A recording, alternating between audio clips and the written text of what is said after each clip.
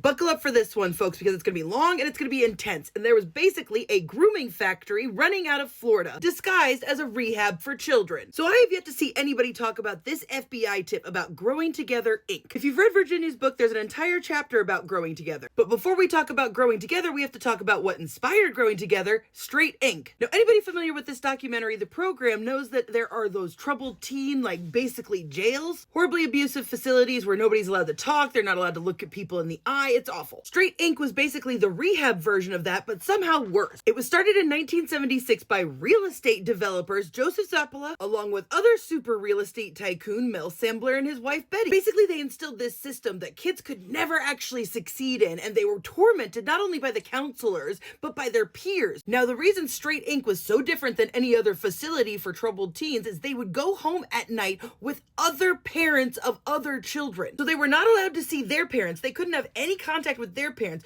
but then host parents who were parents of other children in the program would take home 4 or 5 kids. And you're going to notice this pattern of parents of former straight patients being the ones to keep these programs going. My guess is for nefarious purposes. Despite the very obvious abuse that were in these facilities, these men used this facility to take it national. They ended up having 43 centers across America. Both Reagan and George Bush Sr.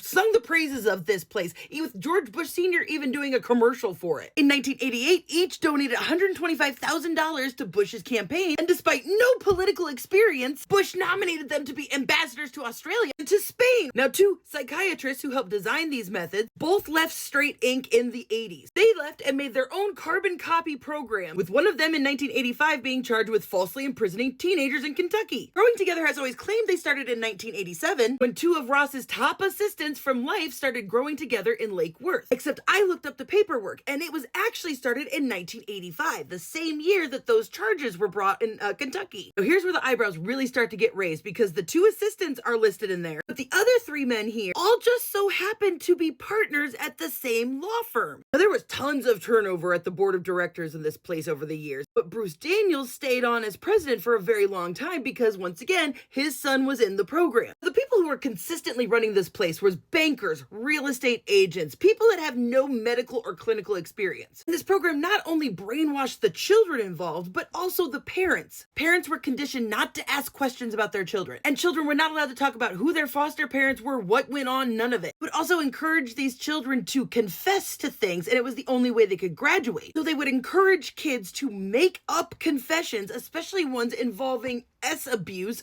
or underage S. But the children were also never allowed to lie. So they were basically setting it up so anybody who told the truth, they could point to them as a liar. They also never took these children to real therapists. And as early as the 1990s, there were reports of abuse, beatings. They were teaching other teenagers how to best beat up the other children. And with the foster parents, it would be up to 5 kids per house. Every night, every child would get strip searched either by a foster parent or one of the other children, who would have to hand over their clothes, so they were forced to sleep in their underwear on the floor with these other children behind a locked door with an alarm system, so they couldn't even get up to go to the bathroom in the middle of the night. When these allegations started coming in, DCSF tried to investigate and showed up to the facility, and they were denied access. DCSF had to take it to court, and they had to try and get these 11 patients removed so that they could even just interview them. The children were unwilling to talk to DCSF in the treatment center because they were afraid they were being bugged or watched. But Judge Howard Berman didn't care about their rights, and in fact said that the kids had to stay in the treatment center and had to be interviewed there. And it should surprise nobody that that judge later stepped down from being a judge because of sexual harassment claims, as well as threatening a defense attorney with retaliations if she accused him of harassment. Now here's where we bring it all back to Epstein. This was an FBI tip from somebody in Alabama in the year 2020. This is a tip for somebody who was at Growing Together with Redacted, who was abducted and raped for 6 months by Jeffrey Epstein. Now, this may have been Virginia they were talking about and gotten the names confused with Ron Eppington, but then it says that other kids that were there at the same time are also telling the same story. They full-on had an email of all the people who were abusing them and the abusers' political connections. This next part blew my freaking mind because the next part asked if there was any government official involved in the tip. Yes, John Scarola, City Attorney of Palm Beach County, Chief of Palm Beach Police, Michael, and that's supposed to be writer, Mark Foley, House of Representatives. Too many to list. FBI has names of the ones involved in Straight Inc. investigation around 1983. This tip refers to Growing Together Epstein. Now keep in mind, Growing Together was not in Palm Beach. It was in Fort Worth.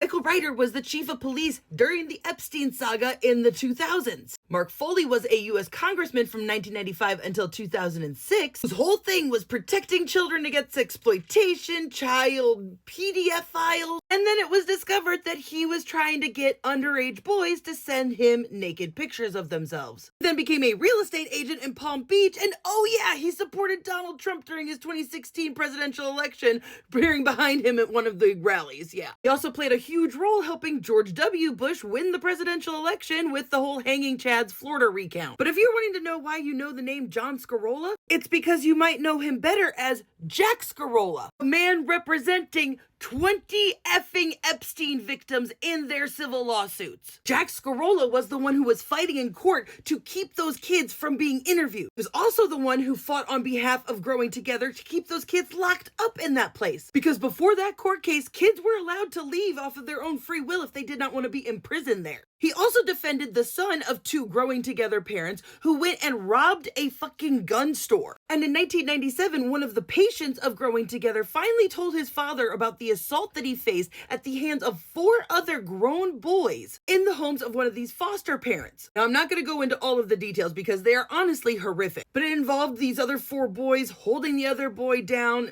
putting things in their face like it's bad, and then threatening him, telling him that he's not allowed to tell anybody about it. They called it the Naked Crusader. When the police talked to the other boys about it, the boys said, well, that's what happened to us when we came here. Conveniently not putting any blame on any of these foster parents, but clearly they had to learn it from somewhere, right? That's what this program was meant to do. It was to normalize SA. And then when the police went to Growing Together about it, Growing Together made the victim stand in front of everybody and recount what happened to him and publicly asked, did you guys do this? And he was like, well, yeah, but I didn't do anything wrong. And it wasn't just that one group of boys, because Virginia talks about a boy that it happened to, as well as a group of girls doing it to another girl. And keep in mind, after Virginia was rescued from Ron Eppington, the first thing her parents did was call her names, slap her, and send her back to Growing Together. Which, by the way, was only 1 year after the whole Naked Crusader thing came out, to which those 4 boys were charged with misdemeanor battery and indecent exposure, but then it was all dropped and all the records have been purged. The former investigator for DCSF talked about how these people should have never been allowed to have a license, and when this newspaper tried to request all the state records about Growing Together, all of the papers had been purged relating to the investigation. Luckily, that investigator made copies of all of their records before he left. Among the reports that got buried, one of the clients was having severe cramping and bleeding, and the staff refused to take her to a doctor. It wasn't until her mother became aware of the situation and took her to a real physician that they found out that the 13-year-old girl was pregnant and was miscarrying. So how'd she get pregnant in the program? Now, there were only 25 to 40 children in this program at a time. And these parents paid upwards of $20,000 to put their kids in this program for about 18 months. But they would mostly rely on private donors and volunteer parents because they only got about a $5 a day stipend for taking care of all of those kids. But they also had them do things like renovate their houses